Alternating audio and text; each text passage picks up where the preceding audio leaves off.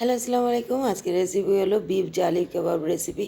তো এটা দেখতে কতটা লোভনীয় লাগছে দেখতে পাচ্ছেন। এখন চড়া দামে কিনে খাবেন না, বাসায় বানিয়ে খেতে পারবেন। তো প্রথমে নিয়েছি আমি ডাল, ছোলার ডাল, তারপরে নিয়েছি ফ্রেশ গরুর মাংস, তারপরে নিয়েছি জিরা, ধনিয়া আর লাল মরিচ, তারপরে নিয়েছি গোটা গরম মশলা। এখানে তারা মশলা, তারপরে বড় এলাচ, তারপরে জয়ফল, জয়ত্রী আর গোটা গোটা গরম মশলা। তারপরে নিয়েছি এখানে বেসিক মশলা, লবণ, হলুদ, মরিচ গুঁড়া, সব কিছু আমি এভাবে সেদ্ধ করে নিয়েছি। তো দেখতে পাচ্ছেন এটা একটু সময় লাগবে একটু সেদ্ধ করতে, নাহলে আপনি প্রেশার কুকারেও সিদ্ধ করতে পারবেন।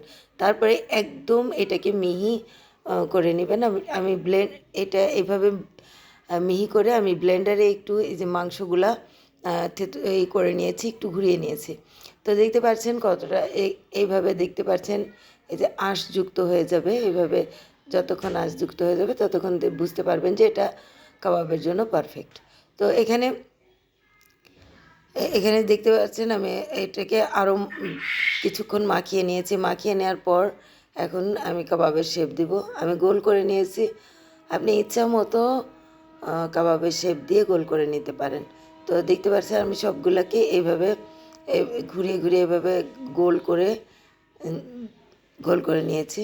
এভাবে দেখতে পাচ্ছেন আমি আরেকটা দেখিয়ে দিচ্ছি। এভাবে গোল করে নিয়ে সবাই পারে, তো তারপরেও দেখেন আমি এটা এভাবে গোল করে নিয়েছি।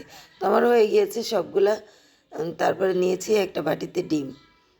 ডিমটাকে ভালো করে ফেটে নেব, একটু লবণ দিয়ে ফেটে নেবেন ডিমটাকে। তো ডিমটাকে আমি লবণ দিয়ে একটু ফেটে নিয়েছি।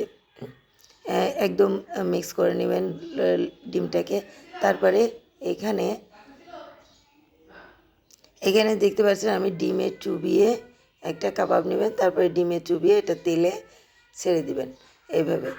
তো এভাবে আমি একটা একটা করে সবগুলা এভাবে ডিমে চুবিয়ে ছেড়ে দিব। এই কাবাবটা খেতে অনেক মজা ছিল। আপনি এটা সব সময় ট্রাই করে দেখবেন, ইফতারে ট্রাই করে দেখবেন, এবং বাচ্চাদের টিফিন কিংবা যে কোনো অকেশনে এটা আপনি রাখতে পারেন এই কাবাবটা। তো আমি এভাবে দেখতে পাচ্ছেন আমার কাবাবগুলি আমি দিতে দিতেও হয়ে গিয়েছে। 1-2 মিনিট পর এখানে পাল্টে নেবেন। তো এইভাবে লাল লাল করে আমি ভেজে নিয়েছি দেখতে পাচ্ছেন। হালকা মিডিয়াম লো আঁচে রাখবেন, না হলে কিন্তু পুড়ে গেলে দেখতে খারাপ দেখা যাবে। তারপরে এই যে দেখেন আমি তুলে নিয়েছি, সবগুলি আমি তুলে নিচ্ছি কাবাবগুলি। তুলে নেওয়ার পর আমি এখানে এইভাবে সাজিয়ে পরিবেশন করেছি। তো কেমন লাগলো আমার এই ইজি কাবাব রেসিপি? ট্রাই করে দেখবেন, অনেক মজার। আপনি যে কোনো অকেশনে ট্রাই করতে পারেন।